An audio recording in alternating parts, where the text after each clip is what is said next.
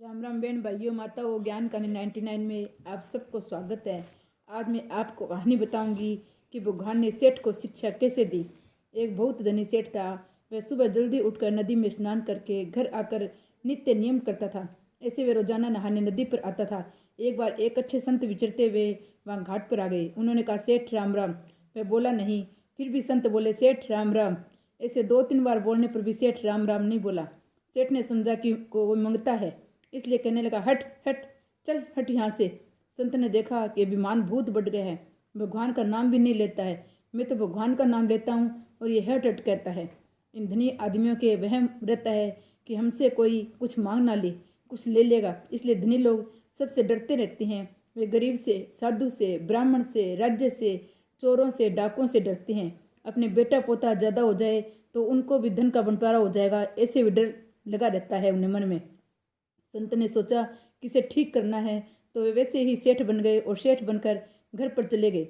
दरबार पर खड़े हुए ने कहा कि आज आप जल्दी कैसे आ गए। तो उन्होंने कहा कि एक बहु रुपया मेरा रूप धर के वहाँ आ गया था। मैंने समझा कि वे घर पर जाकर कोई गड़बड़ी नहीं कर दे, इसलिए मैं जल्दी आ गया। तुम सावधान रखना, वे आ जाए तो उसे भीतर मत आने देना। सेठ घर पर जैसे ही नित्य नियम करता था, वैसे ही वे सेठ बने वे संत भजन पाठ करने लग गए। अब वह सेठ सदा की तरह धोती और लोटा लिए आया तो दरबार पे खड़े हुए नौकर ने देखा, रोक लिया और कहा, जाते हो, हटो यहाँ से। सेठ बोला, तूने भांग पी ली क्या? नशा आ गया है क्या? क्या बात है, तू नौकर है मेरा और मालिक बनता है। द्वार पे खड़े हुए ने कहा, हट यहाँ से, नहीं जाने दूंगा भीतर। सेठ ने छोरों को आवाज़ दी, आज इसको क्या हो गया? तो उन्होंने कहा, हाँ, बाहर जाओ, भीतर मत आना। बेटे भी ऐसे ही कहने लगे, जिसको पूछे वही धक्का दे।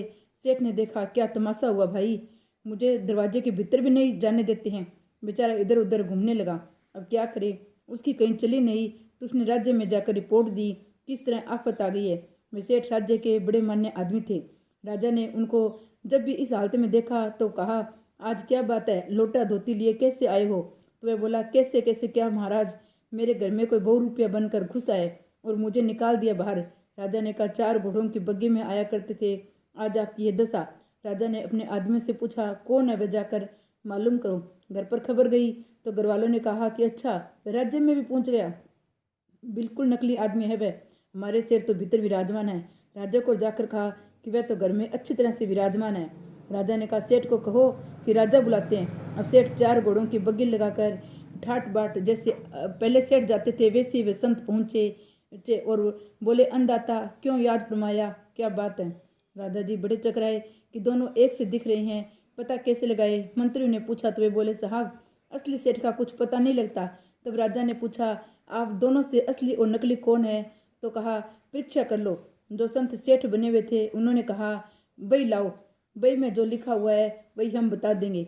वही बई मंगाई गई तो जो सेठ बने हुए संत थे उन्होंने बिना देखे कह दिया कि अमुक अमुक वर्ष में अमुक अमुक मकान में इतना खर्चा लगा, इतना घी लगा, अमुक के ब्याह में इतना खर्चा हुआ, वह हिसाब अमुक बई में अमुक जगह लिखा हुआ है।